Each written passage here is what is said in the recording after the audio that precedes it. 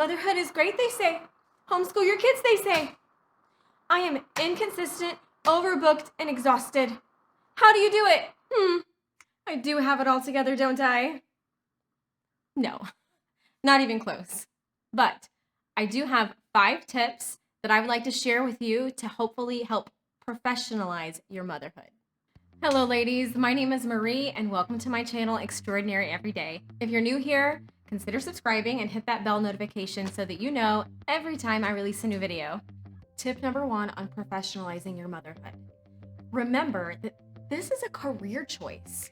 You have chosen to stay home with your children. You have chosen to homeschool your children. So treat it like a career. And with that, I mean several things, but the first thing is put your shoes on. Get ready for the day. If you wear makeup, throw on some makeup.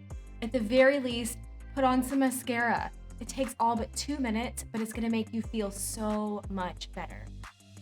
But really, the most important thing to keep in mind is treat this like a career, because it is, and it's one of the most important careers that you're ever gonna do. If you wanna wear yoga pants all day, that's fine. Put on a t-shirt, put some earrings in, throw your hair in a nice messy bun, good to go. But just remember, this is a career choice. It is a career choice, and it's important, so treat it that way. Tip number 2, set work hours and stick to them. Our day begins at 7:30 in the morning with breakfast, and then we do a little bit of exercise or walk to the park, and we start our school day by 9. Now, we are usually done by noon for the lower grades. For my high schooler, it's a little bit different. She works a little bit longer, but we are usually done by noon with the littles. And during that time, I turn off my phone. I don't respond to any messages. I'm not on Facebook. I'm not on Instagram. I'm not doing anything that would distract me from that time with my children. Because again, if you were in a career outside of the home, you would have set work hours that you dedicated to whatever it is that you're doing. Treat it as if it has value, because it does. And get rid of any distractions that would derail you from your purpose that day. Tip number 3, quiet time, also known as mama's lunch break. So we're gonna go on with this theme of professionalizing your motherhood and treating it as a career. So we have gotten dressed for the day. We have set our work schedule and our hours when we are not gonna be bothered and be solely focused on our children. And now it's time to take a lunch break. So quiet time is amazing. We do ours for about 1 hour. I've heard mamas do it for 2, other mamas do it for 2 hours.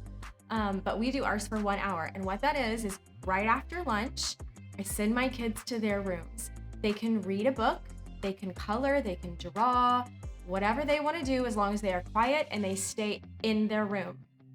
They're not going to be hungry because they just had lunch. They should have no reason to come out of the room whatsoever. But during that time, I use that time to maybe scroll through Facebook, maybe catch up on a show that I'm watching, maybe work on this, maybe call a friend or call my mom.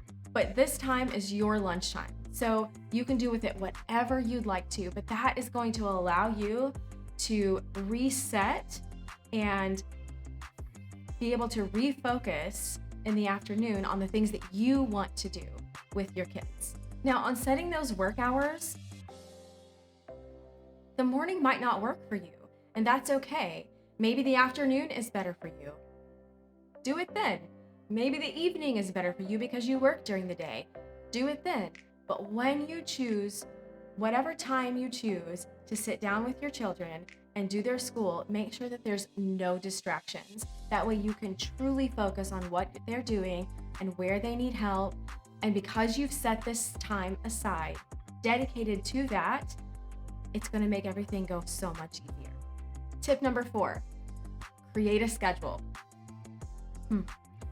For me, that was hard to do because I'm not really a schedule person. People who know me might disagree with that or be shocked at that, but I'm not. I like to freely do whatever it is that I want to do during the day. But the more children I have, there's 4, The more children I had, the more I saw a need for a schedule. Otherwise, everything was just falling apart around us. So, set a schedule. Whatever that is, schedule out meals, schedule out playtime with your children and stick to it.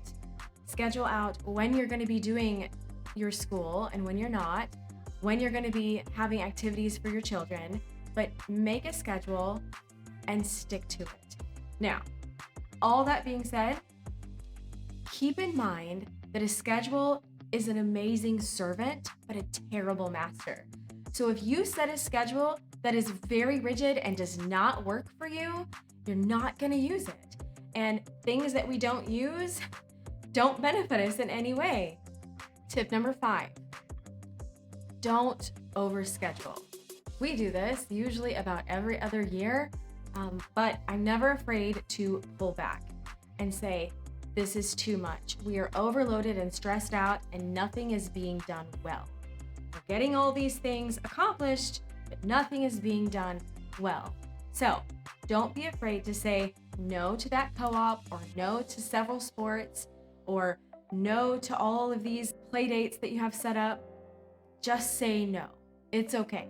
Tip number 6, don't compare what you're doing to what somebody else is doing. Because we all have different journeys. We all have different children with different learning styles.